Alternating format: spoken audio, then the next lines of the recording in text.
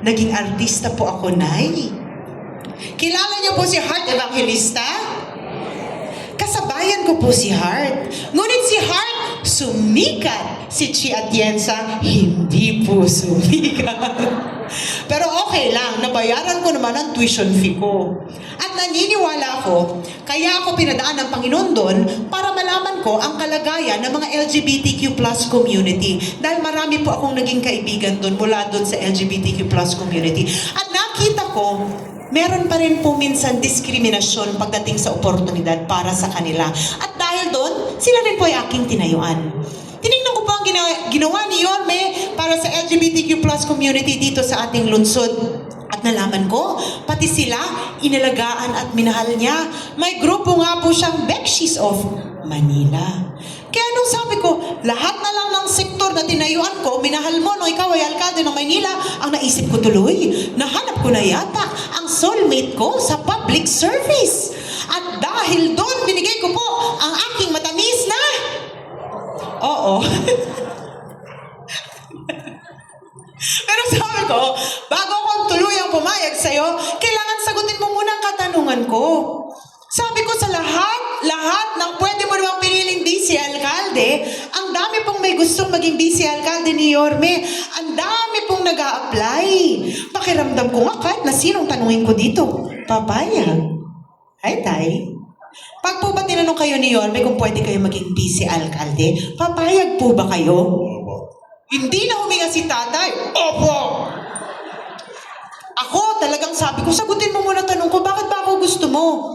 Ang sagot po niya sa akin, dahil unang-una, kilala kita. Bata ka pa lang, nakapagtapos ka na ng Political Science Major in Governance. Panahon ng iyong ama ay alkalde ng Maynila. Maari ka naman pumasok sa mundo ng politika, maari naman po talaga eh. Ngunit pinili mo na maging isang misyonaryo nung ikaw ay bata pa. At nung bata ka, ginamit mo ang iyong boses para marinig ang boses ng mga kabataan. Nung ikaw ay naging ina, isinigaw mo ang hinaing ng mga ina. At nung ikaw ay naging isang broadcast journalist, nakinig ka sa puso ng ating mga kababayan na napag-iwanan sa laylayan ng lipunan at ginamit mo ang iyong boses para marinig sila. At dahil ako rin po, ang direktora ng kababaihan ng Maynila, naniniwala po ako sa livelihood. Dahil nalulungkot po ako, nung pagpunta po namin sa inyong distrito, na makita ko na marami pa rin po sa aking mga lolo at lola nakikipagsapalaran pa rin. Binibilad nila ang kanilang katawan sa ilalim ng init ng araw-araw at sa ilalim ng ulan para lang makapagpauwi ng konting salapi na tutulong sa kanilang mga pamilya. Minsan, kailangan nyo pa rin gawin yun dahil kailangan nyo rin matustusan ang mga pangangailangan yung medikal na kaya namang ibigay ng gobyerno para sa inyo. Para sa akin, dapat kayo ay minamahal, inaalagaan, at kahit kailanman, hindi kayo dapat sinasaktan ng kahit na sino man. At para naman sa ating mga kababayan na nawala na ng pag-asa sa buhay dahil sa hirap na tinamasa nila buong buhay nila, naniniwala po ako na maari pa rin bumalik ang pag-asa sa inyong mga puso sa pamamagitan ng livelihood. At nung sinabi po sa akin ni Yorme na susuportahan niya ang livelihood dito sa Maynila, ang sinabi ko po sa kanya, ipaglalaban kita hanggang sa dulo ng mundo dahil naniniwala ako na ikaw ang karapat-dapat na alkalde dito sa lungsod ng Maynila. Sa 6 na distrito na aming nilalapagan ni Yorme, iisa lamang po ang isinisigaw ninyong lahat. Ano nga po yun?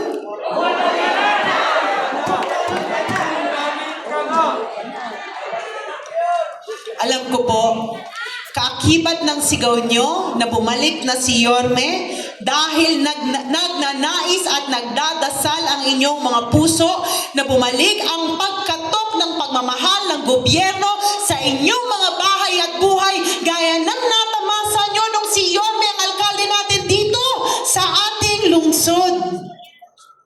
Noong mga panahon na yun, naramdaman nyo na kayo ay importante sa kanya at kayo ay napakikinggan. At alam niyo, tinitingnan ko ang inyong mga mata. Alam ko na nagdadasal kayo na habang narito kayo sa mundong ibabaw, maramdaman niyo na kayo pa rin ay parte ng gobyerno natin dito sa Maynila. At alam ko rin na gusto ninyo na kung lilisanin niyo ang mundong ibabaw balang araw, iiwan niyo ang inyong mga anak at inyong mga apo sa isang gobyerno na alam niyong aalagaan at mamahalin sila. Huwag po kayong mag-alala dahil babalik na po si Yorme Isko Moreno Dumagoso. Ngunit, kung maaari, sana isama niyo rin po si Chief Atienza. Ay,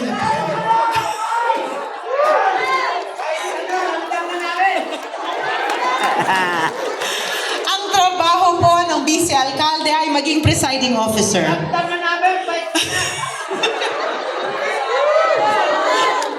Kailan pinap ko kayo eh. Maging ina ng konseho. Gumawa ng mga programa at polisiya na dapat angkop sa pangangailangan ninyo. Kaya kung kayo ay pipili ng Vice Alcalde balang araw, kailangan pumili kayo ng isang tao na marunong makinig at sensitibo sa pangangailangan ninyo.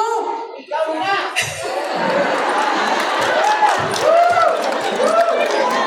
I love you, Dad.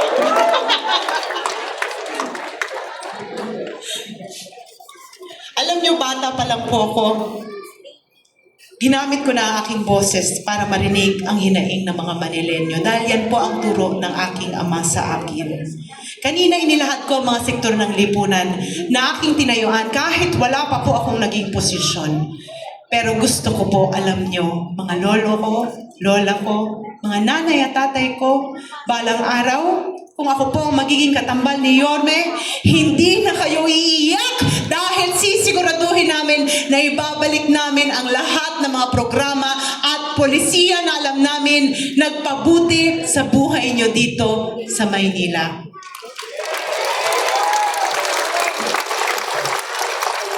Ngunit, kailangan po namin ng mga kaalyado sa City Council balang araw para magawa ito. Kaya kung susuportahan niyo po kami ni Yorme, sana suportahan at tulungan niyo rin po ang lahat ng mga konsihal na nasa likuran ko under Yorme's choice.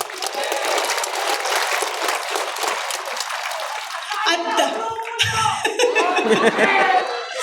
dahil kailangan rin po namin ng kaalyado mula sa national government, ako po ay nakikiusap. Sana tulungan niyo rin po ang aming kaibigan na si Congressman J.D.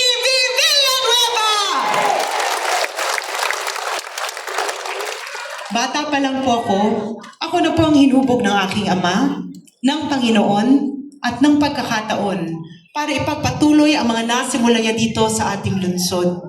Siya po ay naging isang Vice Alcalde na nakakuha ng 2 termino. Isang magaling at mabisa na Vice Alcalde na may integridad at itinuro niya po sa akin kung paano maging isang magaling na Vice Alcalde na susuporta sa kanyang alkalde. Kaya gusto ko po, alam ninyo, na balang araw, kung ako po ang magiging katambal ni Yorme, susuportahan ko po siya ng buong-buo dahil naniniwala ako na ang suporta ko kay Yorme ay suporta ko sa bawat lolo, lola, nanay at tatay ko na narito ngayon.